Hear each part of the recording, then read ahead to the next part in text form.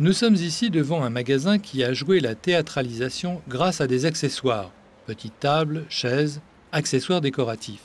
Cela permet de capter l'attention du client qui passe très rapidement devant la boutique et lui offre une possibilité de visualiser la vitrine qu'il n'aurait peut-être pas vue sans cela.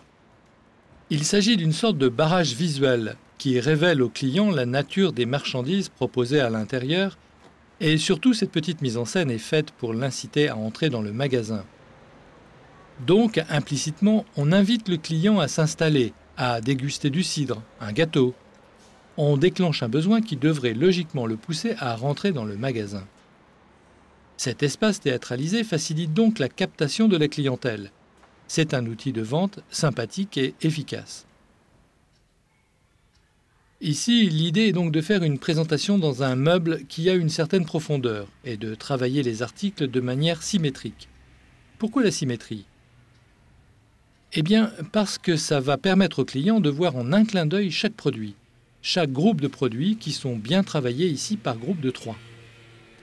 Ce mode de présentation est facile à capter par notre système de perception auquel il suffit de quelques secondes pour appréhender l'espace, ses composants et le thème développé.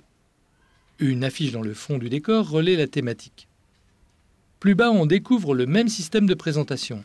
On conserve l'idée de l'affiche dans le fond qui habille le thème dominant. La différence est qu'on présente ici un panier gourmand et que l'on incite le client à acheter de la vaisselle, des bonbons, des gâteaux, mais aussi du cidre, un livre de cuisine, etc. En fait, ici, nous avons exploité la profondeur et la largeur du meuble pour théâtraliser les produits et donner envie au client d'aller au-delà de l'achat d'un simple cadeau, par exemple. Même chose sur l'étagère qui est placée à hauteur de l'œil et qu'il ne faut pas trop charger. Il s'agit de seulement donner au client une idée de certains produits en vente. Ici, on a ciblé sur le thème confiture, petits gâteaux. Là encore, tout est travaillé par 3 ou par 2, mais on reste sur une harmonie, encore une fois linéaire et volontairement symétrique. Le choix des confitures est important puisque la couleur de leur petit tissu est en relation avec la dominante de la couleur de la théâtralisation générale.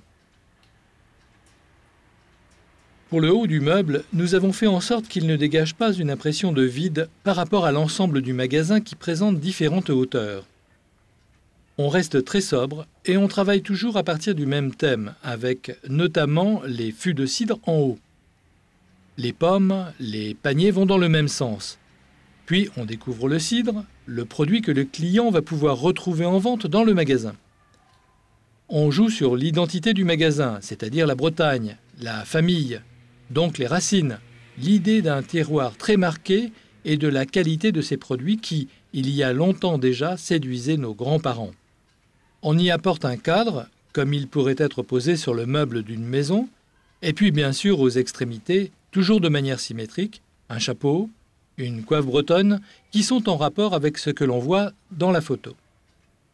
Le client, bien sûr, ne va pas s'attacher aux photos précisément, mais le cerveau va décrypter un seul et même thème au travers du chapeau, de la coiffe, des photos ou des produits. Celui des saveurs d'une Bretagne authentique.